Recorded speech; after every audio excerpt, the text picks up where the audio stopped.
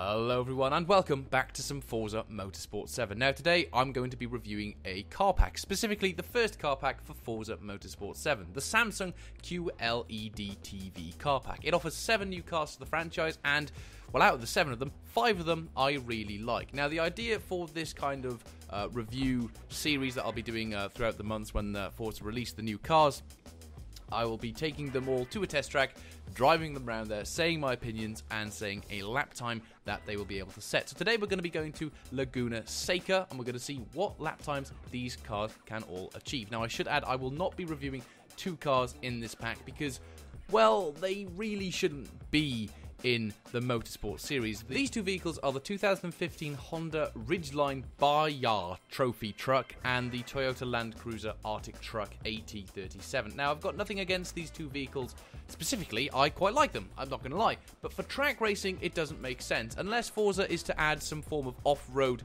racing series of tracks, then I don't think these make sense to be racing around a track. Yes, I'm all for stupidity and silliness whilst racing around a racetrack, but when it comes to, it doesn't make sense. In my eyes, I'm going to stay away from stuff like that in the future car packs. But we have 5 cars that I really do like for this car pack. So let's get into it. Okay, so moving on to the first car, which is the Fiat 124 Spider. It got a lap time of 1 minute 52.386, which I believe for its class is pretty average to say the least.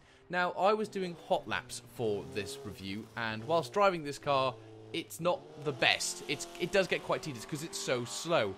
But that's not an issue. I love the MX-5 in this game, even though it's quite slow and it's not good for hot lapping. What I can see this car being used for in the future, specifically on Forza multiplayer, is proper wheel-to-wheel, tyre-to-tyre racing. I can see there being some pretty intense and dramatic races with vehicles like this. I much prefer racing in slower cars online, because you tend to get more epic battles, unless, of course, you're in a public lobby, in which case people will just ram into you. But yes, the car is very crisp, it's very sharp, it handles very nice, sounds very nice too, and as I said, it's literally a direct rival for the Mazda MX-5, so it should be quite nice to see what car people tend to go for, unless they haven't got the car pack, in which they'll probably go for the MX-5.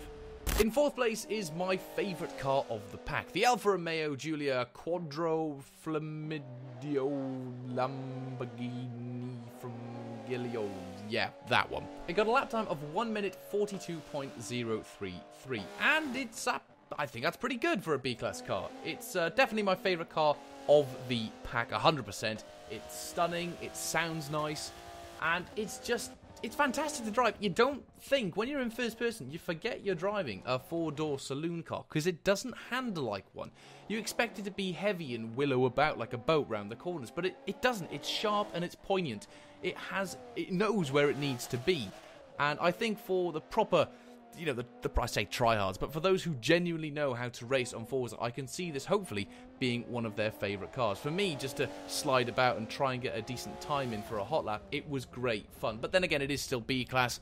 It fits in that class that I can see me having some good multiplayer battles with my friends with, because it's that perfect class balance of fast and speed, handling, but it's also got that usability. It's not too bonkers. So in 3rd place is the Maserati 250F. It got a lap time of 1 minute 40.893, 2 seconds quicker than the Alfa, which doesn't surprise me because I drove this car slightly later on than the Alfa, so I got to know the track a little bit better. I hadn't played Forza in a while before I made this video, so that might explain why my lap times were a little bit inconsistent. But nonetheless, I really enjoyed driving all of these cars. This was great fun.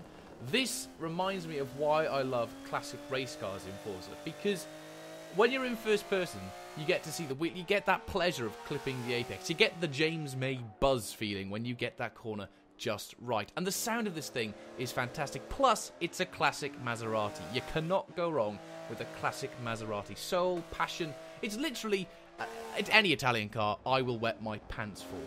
In 2nd place is the 1984 Nissan Coca-Cola BLUEBIRD Super Silhouette number 20. It got a lap time of 1 minute 30.858, and my god, I thought this thing was ridiculous. Something I love about this car was the sound design. When you're driving it, you can really hear the the squeaking of the brakes, the rattling of the interior. It's fantastic. It sounds like a race car. Drives like one too.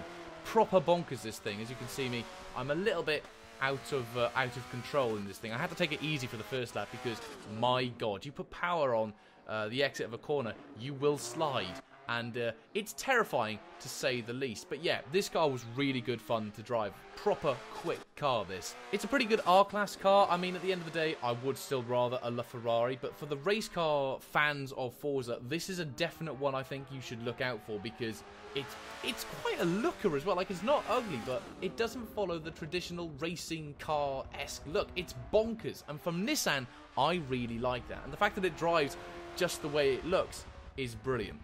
But whilst this is bonkers, let's get on to the first place car, which in my eyes is just lunacy at its best.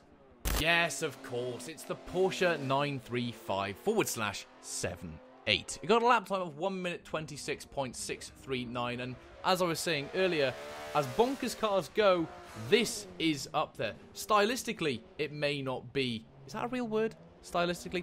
I'll go with it. Whilst it may not be the most bonkers of looking cars to drive, it sure is an absolute blast. I was saying earlier about hot lapping.